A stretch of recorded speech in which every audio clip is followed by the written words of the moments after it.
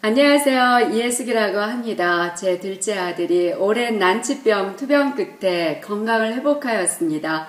중증도 건선 관절염, 백내장, 녹내장, 면역력 약화, 우울증 등의 그 질병을 동시에 알아온 제 아들이요. 이제 건강을 회복하여 행복하고 감사한 나날을 보내고 있습니다.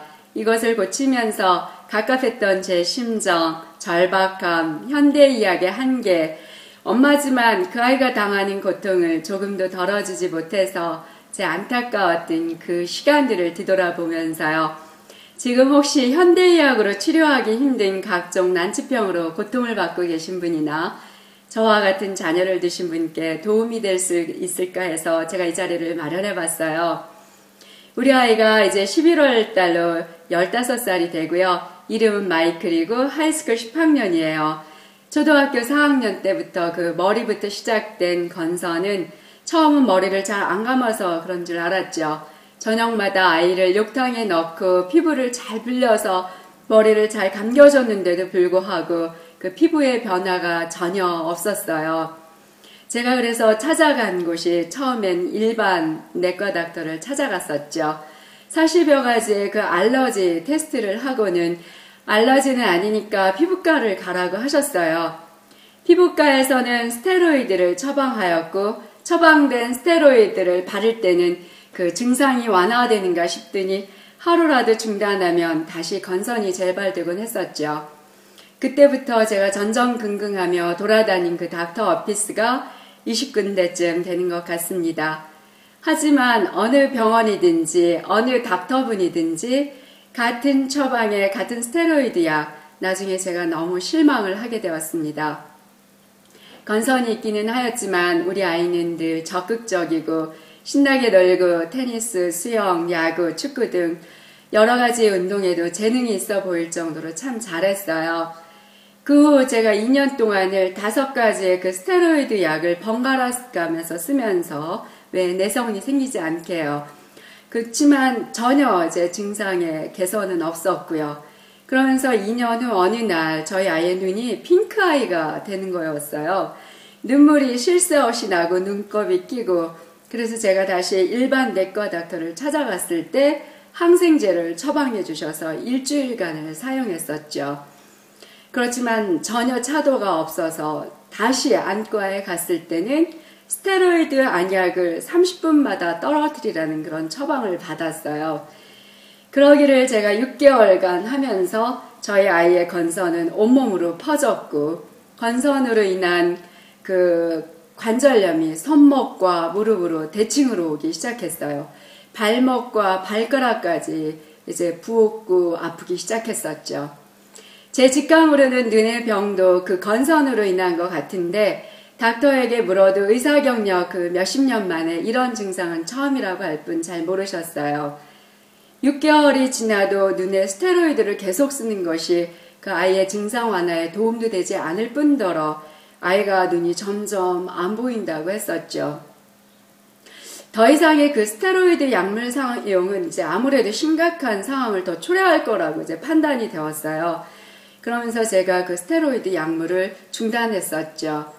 그 시점에 이제 주치의를 통해서 오렌지 카운티 칠드런스 하스피털의 관절염 스페셜 닥터를 찾아갔을 때 심각한 상황이니까 현 상태로는 항암 치료밖에 현대의학의 방법은 이제 없다고 하시는 거였어요. 눈을 보더니 눈도 이제 역시 심상치 않다고 하여서 그날로 당장 스페셜 아이 닥터를 보게 하였었죠. 스페셜 닥터를 그날로 보기란 그렇게 쉽지 않잖아요. 그래서 저희 아이와 그날 저는 이제 로비에서 4시간을 기다려서 그 아이 닥터를 만나 뵀는데요. 그 아이 스페셜 닥터도 관절염 닥터와 마찬가지로 지금 당장 항암 치료를 받지 않으면 눈은 일주일 안에 멀고 관절도 못 쓰게 될 거라고 했었어요. 눈은 이미 백내장과 염증 그리고 높아진 안압, 약해진 시신경으로 인해 심각한 상황에 처해 있다고 하였었고, 우리 아이와 같이 이제 3가지 병, 즉 관절과 눈과 피부의 병을 가진 그 15살 미만의 환자는 의학 논문에도 아직 보고된 바가 없다고 하면서 그 관절염과 아이 닥터 두 분 다 나을 수 있는 건 장담하지 못한다. 그러나 현 상태에서 현대의학의 방법은 항암제 치료밖에 없다. 항암제를 쓰더라도 어느 한 곳이 좋아지면 다른 한 곳이 나빠질 수 있는 확률이 이제 높다고 하셨어요. 하지만 그 당시로는 그게 최상의 방법이라고 하고 항암제 사용밖에 이제 다른 방법이 없다고 하니까 저는 가장 빠른 시간으로 항암 치료를 받기로 하고 이제 돌아왔지요. 제가 예약한 날 병원에 가보니까 입원실에 이제 아이가 몇 시간 동안 볼만한 책과 비디오들이 비치되어 있었고 여러 명의 간호사들이 이것저것 준비하느라고 굉장히 바쁜 모습인데 제가 그 가운데 앉으면서 이제 불길한 마음들이 드는 거예요. 그래서 닥터가 들어왔을 때는 단호하게 항암 치료를 지금 못하겠다 이제 거절을 하였었지요. 이 아이가 항암 치료를 받고 나면 면역력이 더 약해질 거고 합성 약물에 의해 극심한 후유증으로 그 평생을 누워서 신음하며 보내는 그림들이 이제 제가 그려지면서 도저히 허락할 수가 없었습니다. 이미 오랜 기간 동안 건선, 관절염, 눈 때문에 그 세 분야의 스페셜 닥터들에 의해서 많은 양의 합성 약물을 썼었지만 아이의 상태는 좋아지지 않았었고요. 더욱 나빠졌고 이제 와서 항암제를 쓴다고 해서 그 좋아질 가능성도 높지 않다고 생각했기 때문이죠. 아이 스페셜 닥터의 경우는요. 항암제 전에 그 마지막 처방이라면서 사이클로스폴린이라는 약을 처방하셨어요. 제가 알기로는 심장 이식 수술을 했을 때 쓰는 가장 강력한 항생제로 알고 있었는데 제 아이에게 쓰라고 하셔서 의아해하긴 했지만 그 닥터의 디렉션대로 제가 한번 저희 아이한테 써봤어요. 한번 사용하자마자 아이가 이제 고통스러워서 팔짝팔짝 뛰는 거예요. 그 모습을 제가 옆에서 보면서 현대의학으로는 이제 더 이상 희망이 없다. 만약 아이가 눈이 먼다면 내 눈을 이식하겠다라는 어떤 그런 강한 생각까지 들면서 이 약을 이제 중단해야겠다라는 생각이 들었었죠. 그 아이는 이제 설상가상으로 음식점에서 음식을 잘못 먹고 박테리아 감염이 되었어요. 온몸이 피투성이가 되도록 긁고 그 긁은 자리는 그 다음엔 손바닥만한 껍질이 이제 마른 오징어 껍질을 벗길 때와 같이 이렇게 벗겨지게 됐어요. 차마 다 벗겨지지 않고 끝에 남은 그 자리가 이제 피가 절절히 맺혀서 침대에 시트가 온통 피투성이가 되고 누워서 잘 수도 서서 있을 수도 없는 그런 시간들이 이제 한 달 정도 계속되면서요. 제가 우리 아이를 이렇게 쳐다보면 이게 정말 사람인가, 살 수 있는 생명체인가, 뭐 이런 생각이 들 정도로요. 그때 이제 바이타민 C와 엄격한 식단 관리로 피부의 증상은 많이 좋아졌어요. 근데 면역력이 워낙 약해진 상태에서 그 후로 아이는 10개월 동안 거의 1년 동안을 한 발자국도 걷지 못하는 상태가 되었었죠. 그때 저와 남편은 일을 하러 가고 제가 이제 큰아들이 하나 또 있는데 걔는 이제 학교에 가고 우리 마이클만 혼자 남아서 온종일 그 100스퀘어피트 되는 리빙룸에서 혼자 하루를 보내면서요. 바퀴 달린 그 책상 의자를 이용해서 화장실과 방을 돌아다녔어요. 그때 아이가 홈스쿨링을 했는데 점차 양쪽 그 손목에도 염증이 생겨서 타이핑도 라이딩도 못해서 숙제하기가 어려웠어요. 그러면서 8학년 졸업이 어렵다는 경고를 받았고 허리와 아프지 않던 다른 다리까지 경직되고 아파왔고 몸은 이제 더 예민해져서 몇 가지 안 되는 그 음식인데도 불구하고 그 음식 알러지가 굉장히 심각해서 저희가 그때 프라이팬까지 따로 쓰는 실정이었어요. 아이는 정신건강에도 문제가 생겼던 것 같아요. 이 무렵에 이제 자살에 대한 그 얘기도 많이 했었고요. 저와 남편에게 자살에 대한 그 자살하는 사람에 대해서 물어보기도 하고요. 혼자 놓고 나오기가 불안해서 아침에 제가 나올 때면 뒤를 다시 돌아보고 그렇게 나왔죠. 아이가 도저히 회생하지 못하고 내 곁을 떠나갈 것 같은 그런 공포 속에 저는 그때 이대로라도 내 곁에 오래 머물도록 기도하면서 이 아이가 만약 내 곁을 떠나간다면 지금보다 더 고통스러울 것 같아서요. 이대로라도 좋으니까 내 곁에 오래 머물도록 이제 그렇게 기도했던 적이 있습니다. 밤마다 아이와 함께 이제 기도할 때는 목표를 세웠어요. 작년 2010년 8월에 하이스쿨 갈 때는 걸어서 학교에 갈 수 있게 해달라고 기도했었죠.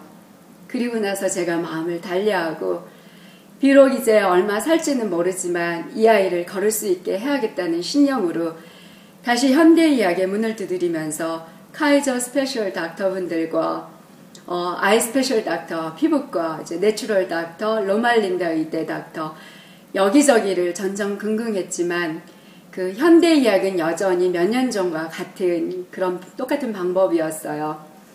다르다면 제 아이가 이제 병원에 처음 가던 날 자동적으로 장애아에 판정되어서 내가 원하든 안 하든 그 메디컬이 되고 모든 병원비가 무료가 되었지요.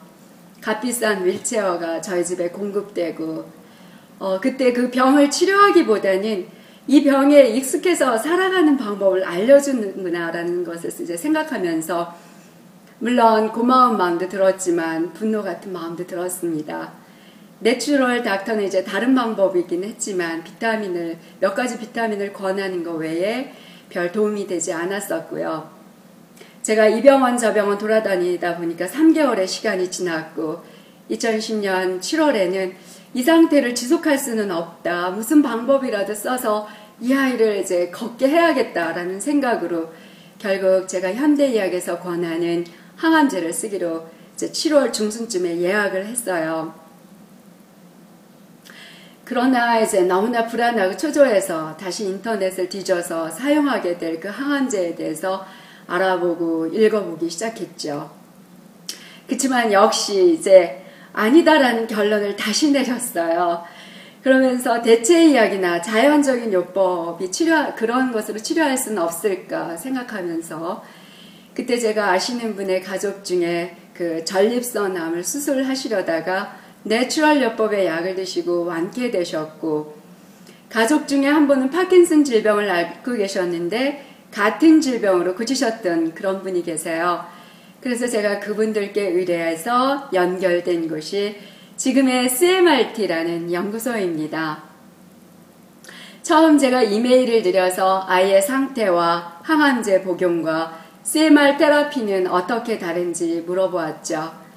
Cell Molecule Replacement, 이것은 세포분자 치환요법이라고 해서요. 유전적 혹은 환경적으로 그 불균형화된 세포의 상태를 회복해 하여서 인체 스스로 질병을 치료하게 되는 것이라고 들었고 모든 약물은 인체에서 발견되는 물질을 자연에서 추출하여 복용케 한다고 들었어요. 저는 그 인체 스스로 자연에서 추출한다 뭐 이런 그 말씀이 참 저한테 이제 와닿았었는데요. 저희 마이클의 경우는 인체 전반의 시스템이 무너진 것으로 보고 그 시스템을 회복하는 치료가 먼저이고 환자의 특성에 맞춘 개인 처방으로 환자의 경과를 매일 서로 리포트하며 관리한다는 내용을 들었어요. CMRT와의 상담을 통해서 제가 가지고 있었던 많은 의문들이 해결되고 전문적인 지식, 깊이, 거기에 놀라면서 저는 당연히 신뢰하게 되었었죠. 2010년 7월 22일에 그곳에서 조제한 약물을 이제 처음 받아서 저희 아이가 이제 복용하였고요. 그 지시에 의해서 엄격해진 식단도 같이 병행했어요. 그때 건선질환의 환자들은 동물성 단백질을 완전 소화하기 힘들며 인체의 면역계가 그 소화되지 않은 단백질을 이물질로 규정하여서 공격하고 그래서 건선 관절염을 더 악화시킨다는 것을 알게 되었었죠. 약물은 각각 이제 식사 전후와 자기 전 하루 총 7번으로 나눠서 복용했고요. 약 8주 동안의 약물 적용에 의한 명현 현상이 발생할 수 있을 거라고 들었고 CMR 약물을 복용하면서 저는 성급한 기대나 조급한 마음은 갖지 않으려고 이제 제가 노력했었는데 약물 복용 2주가 경과되면서부터 아이의 상태는 급격히 변화되기 시작했어요. 관절의 통증이 사라지고 눈과 피부도 급격히 회복되면서 드디어 마침내 이제 약 4주 후에요. 8월 20일, 2010년 8월 20일이죠. 저희 아이가 드디어 리빙룸을 걷기 시작했습니다. 그때 피지컬 테라피가 일주일에 한 번씩 저희 집으로 왔는데 일주일 만에 달라진 아이를 보고 이제 놀라했었지요. 어떻게 일주일 만에 이렇게 다리에 힘이 생길 수 있냐고요. 드디어 이제 저희가 기도한 대로 8월에 걷기 시작했고요. 그 후 9월 3일 금요일에 이제 휠체어 없이 학교를 가게 되었어요. 제가 이제 매일 이메일로 약 먹은 시간과 음식, 아이의 상태, 기분까지 리포트하면서 다음날 그 CMR 쪽에서 지금은 아이가 어떤 상태에 있다라는 걸 알려주셨는데 이 정도면 이제 휠체어 없이 학교를 가보라고 하셨었죠. 아이는 믿기지 않아서 주저했고 저도 물론 믿기지 않았었죠. 그때 우리 아이가 4시간 수업 컨트랙을 맺고 있었어요. 그래서 4시간의 수업을 무사히 마치고 제가 4시간 이제 후에 픽업을 갔을 때 저희 아이가 저를 보자마자 막 울더군요. 저도 같이 붙잡고 울었는데 저는 아이가 이제 학교를 걸어서 간 그 기쁨, 감격 때문에 우는 줄 알았어요. 물론 이제 저는 그래서 울었는데 저희 아이는 다시 더 아파서 못 걷게 될 것을 걱정해서였어요. 그러나 이제 월요일까지 노동절 연휴라서 잘 쉬고 2010년 9월 7일 화요일부터 학교에 다시 가면서 아이는 급격히 날마다 더 좋아지기 시작했었죠. 전교생이 이제 저희 마이클이 다니는 학교가 전교생이 3,000명이나 되는 학교라서요. 상당히 넓은 거리로 교실에서 교실로 옮길 때 걸리는 시간이 이제 처음 15분에서 10분, 5분으로 이제 점차 빨라졌고 드디어 다른 아이들처럼 제 시간에 클래스룸에 들어가던 날은 선생님과 친구들이 어메이징 하며 박수를 쳐주기도 했었어요. 약을 먹은 지 이제 한 달 반 정도 지난 이후 2010년 9월 10일이죠. 학교 생활을 4시간에서 6시간으로 늘리면서 그때 우리가 컨퍼런스를 다시 했는데 이제 모든 선생님들이 이 아이의 체력을 인정해 주셨어요. 9월 말에는 1마일을 걷고 클럽 활동과 핑퐁, 클래스까지 이제 열심히 하면서 좋은 성적으로 이제 9학년 1년의 학교 생활을 잘 마쳤습니다. 그 중간에 감기에 걸리기도 했었지만 전과 달리 이제 콧물을 흘리고 약간의 기침을 할 뿐 약을 쓰지 않아도 3일이면 잘 나아서 참 신기했었는데요. 저희 아이가 감기도 잘 걸릴 뿐더러 감기에 걸리면 항상 항생제를 먹고 뭐 또 천식까지 가고 그랬었어요. 그리고 상한 음식, 예를 들어서 밥이 약간만 상해도 눈으로 즉시 반응이 오고 심각하게 빨개지고 회복이 늦고 시간이 오래 걸렸는데 그 약물 복용 후에는 빨리 회복이 되어서 제가 놀라워했었죠. 제 아이가 작년 이제 처음 학교 입학할 때요, 휠체어를 탔던 때를 기억하는 그 선생님들과 친구들은 저희 이제 마이클에게 환호와 응원을 아끼지 않았고, 그래서 지금도 생각하면 너무나 감사합니다. 아이가 다녔던 그 중학교의 선생님들과 교장 선생님까지 저희가 이제 1년이 지난 다음에 그 학교를 다시 들렸을 때요, 아이의 그 모습을, 예전의 아이의 모습을 비교하면서 참 믿기지 않아 했고 놀라워하고 아이에게 참 격려해 주셨던 그때 일들을 지금도 생각하고요. 제가 아침마다 아이가 먹을 약을 학교의 헬스 오피스에 드롭할 때 메인 오피스를 항상 지나가게 돼요.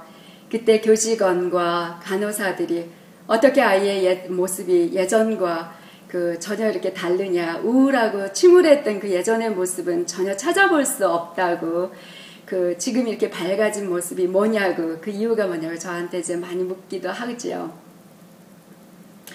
2010년 추수감사절부터는요, 그동안 먹지 못했던 동물성 단백질인 터키를 먹기 시작했어요. 그때의 간격은 제가 이루 말할 수가 없는데, 제 아들이 다이어트를 할 때 저희 온 식구가 다 고기를 먹지 못했거든요.